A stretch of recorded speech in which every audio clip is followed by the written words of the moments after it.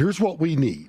And for all of you like Ryan and I who are supporters of Donald Trump, don't misread this. You know what we need now? We need a Donald Trump with finesse. That's what I'm saying. A Reagan. That's right. Shucks. Yeah. Yeah. Here. Well. Yeah.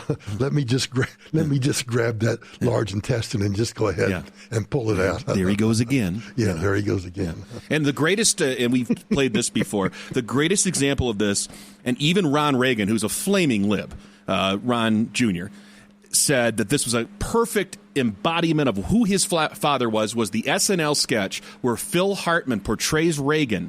And at one moment, well, little girl, you're a Girl Scout, you sewed a lot of cookies. I need to get you on my staff. Boom! Get right back to the business at hand and planning world domination. That's right. We need Ronald Reagan, and I know that's a big ask. This microphone, yes. Mr. Chairman, and this microphone is mine. I get chills watching Reagan speak. It doesn't matter what he's saying.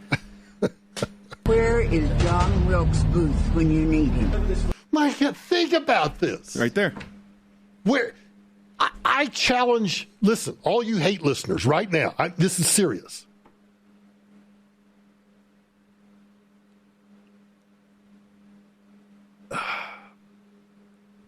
Yeah, I'm going to do it. Do it. There's a $100 gift card to the hate listener that can give me, and I want side by side. We'll provide, you can go back on the podcast and you can listen to this soundbite. I'm going to finish playing it. And if you can find where Donald Trump said, we need to assassinate Nancy Pelosi or Chuck Schumer, or where is an assassin or an actor to put a bullet in their head, or whatever else dumbass stuff they said. And if you can give me that language from Donald Trump while he was president, $100 gift card. Bring it. I have thought an awful lot about blowing up the White House. Tell me where Donald Trump has said, I have thought a lot about blowing up the Congress. Mm-hmm. That was Madonna. A Missouri state senator is under investigation by the Secret Service after saying she hopes President Trump is assassinated. Show me where Donald Trump says he hopes that Nancy Pelosi or Chuck Schumer or any member of the United States Congress is assassinated, or where he calls for the assassination. I don't want stuff about, I don't like them, and, or what was it that Joe Biden always talked about, back in high school, I'd taken guys like that, him in the backyard, in the back alley, and just, smacked him in the face or punched him in the face or something. Right. I don't want that. No. This is assassination. This is actually saying, I want somebody to put a bullet in Donald Trump's head. You show me that equivalent. Show me the equivalent. Because you know why? You can't do it. I will go and take Trump out tonight. And if you see anybody from that cabinet... a member of the United States Congress, I will go out tonight and I will take Trump out. She doesn't mean to dinner.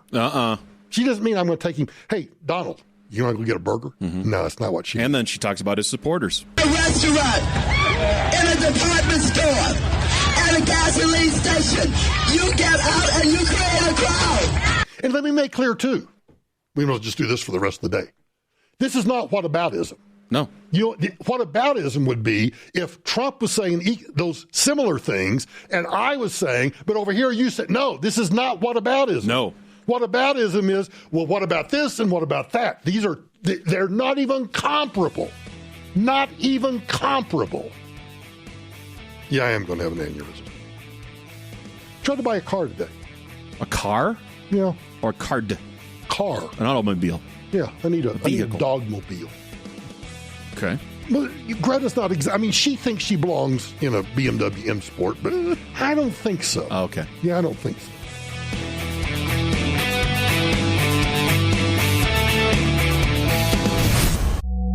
Work is different when you're working from home. Sweatpants 24/7, 0-hour commutes, conference calls with kids. But with endless communication platforms, we still haven't figured out the whole work thing.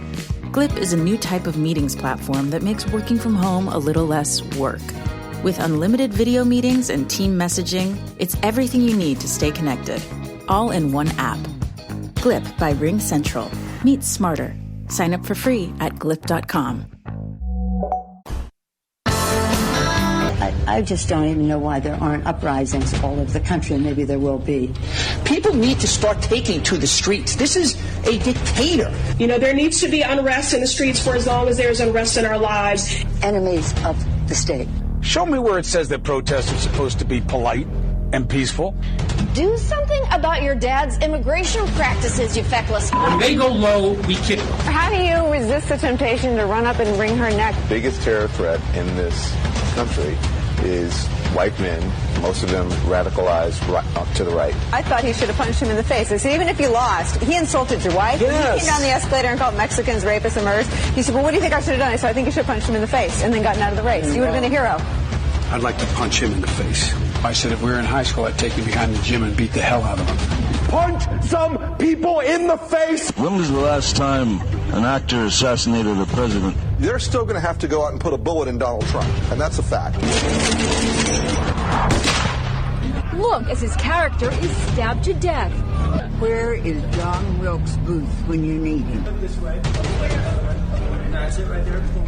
I have thought an awful lot about blowing up the White House. A Missouri state senator is under investigation by the Secret Service after saying she hopes President Trump is assassinated. I will go and take Trump out tonight. And if you see anybody from that cabinet in a restaurant, in a department store, at a gasoline station, you get out and you create a crowd. And you push back on them. And you tell them they're not welcome anymore, anywhere. And sadly, the domestic enemies to our voting system and our honoring our Constitution are right at 1600 Pennsylvania Avenue. They're not going to stop before Election Day in November, and they're not going to stop after Election Day. And that should be, everyone should take note of that on both levels, that this isn't, they're not going to let up, and they should not. If you think we're rallying now, you ain't seen nothing yet. Those are the Democrats. I just watched a video of now that the House has impeached Donald Trump for the second time on the flimsiest of excuses and in the most abhorrent of processes. Guess who's gathering around the Capitol protesting and angry and mad? Biden supporters. What? Really? Yes. Why? Yes. For what? I don't know. But there's a video of all these Biden supporters yelling at the Capitol Police, screaming in their faces. What do they want? They want to go in and have, like, hors d'oeuvres or something? Finger sandwiches? What do they want?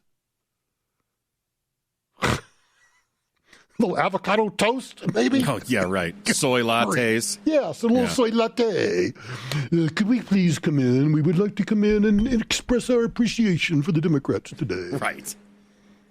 I also saw, and I would ask Ryan to play this for you, Jake Tapper.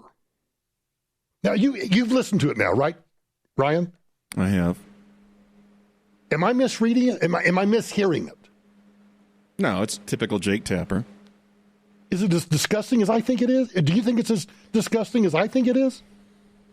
I think it's brazenly ignorant, at minimum. Brazenly ignorant. Imagine this. You're an American veteran that saw combat duty. You've lost both legs. And now you're a member of the United States Congress. Florida, I think, isn't it? Representative Brian Mast. Yes.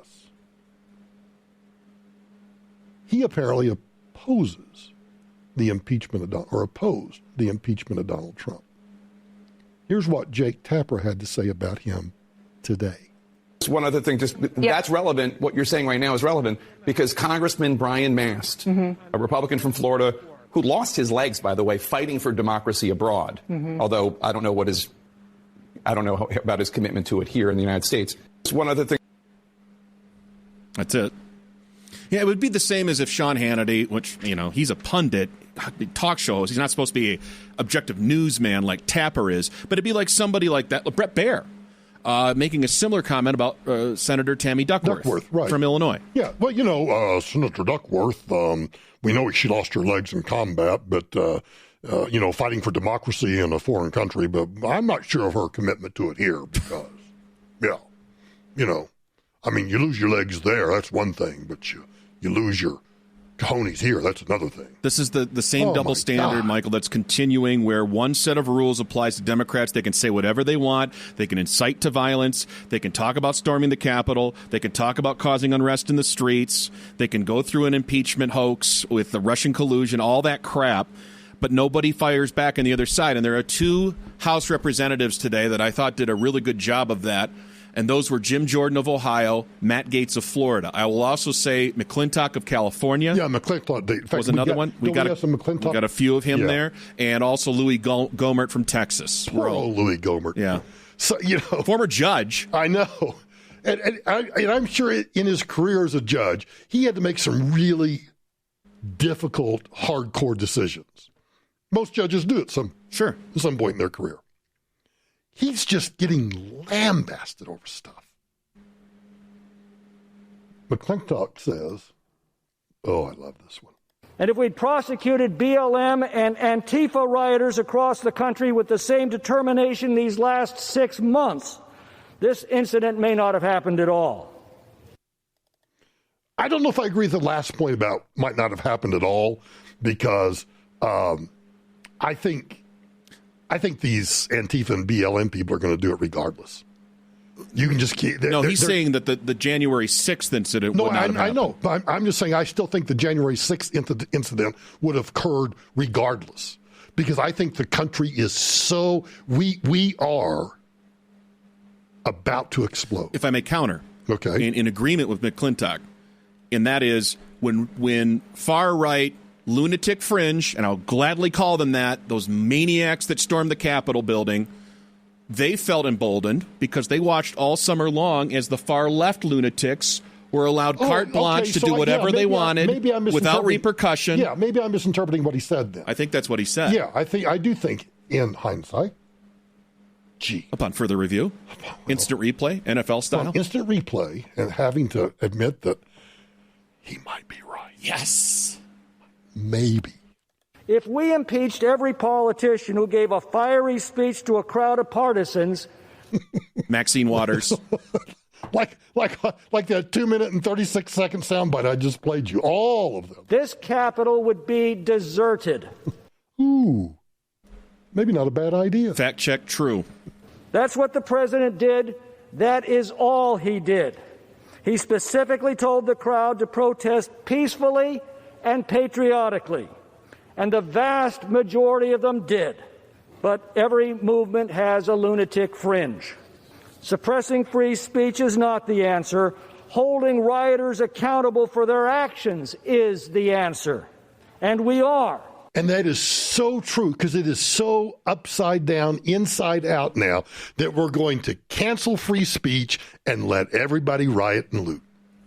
Well, it's wonderful. Isn't I got to get this in here before we go to break, Michael, because I am at war, figuratively, in the arena of ideas on Twitter with far left libs that feel not only emboldened by the election results and what happened, and not only emboldened by what happened today, but also by the fact that they feel noble and just and righteous in their cause for equality, Black Lives Matter, to punish white supremacism, to root out, defund the police, that the end justifies the means by any means necessary. If they burn down a courthouse, if they take over a public square, if they take